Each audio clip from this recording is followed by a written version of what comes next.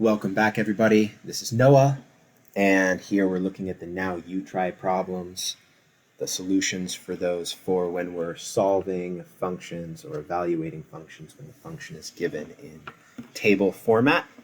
So here I'm just going to be running through the answers, no explanations. We're defining the function k. It says let k of x be completely defined via the following table, where if x is our input and k of x is our outputs, then we have x is -3, then k of x is 1.5. If x is -1, then k of x is 2.6. If x is +1, k of x is -0.6. If x is 3, then k of 3 is -3.7. If x is 5, then the output of k is 5.1. So part A, I, k of -1, we look for -1 as the input, and we see that the output should be 2.6. For part A, part I, k of 3, if we're evaluating this, we're looking for when 3 is the input. Now here we see that the output is -3.7.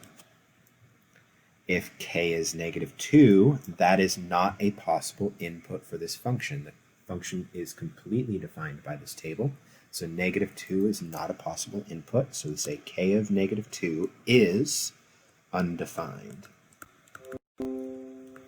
Notice I don't use equals here.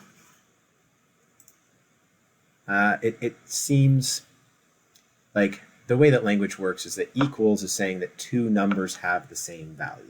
It can be used a little bit differently than that in some occasions, but I wouldn't write k of -2 equals undefined. Oops. So we're not going to use that notation. We prefer using is undefined because is a little bit looser than equals.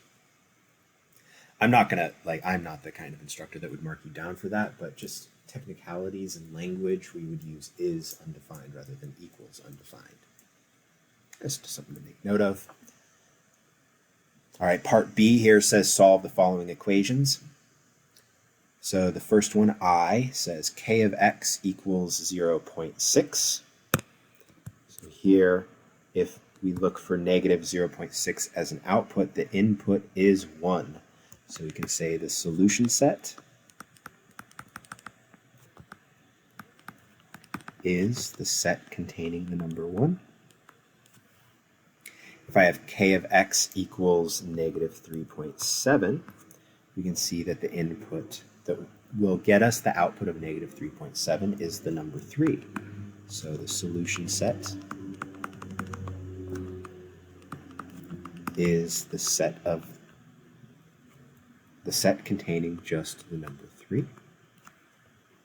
And then part I, k of x equals -1.9. Here, -1.9 is not an output of the function k. So we say the solution set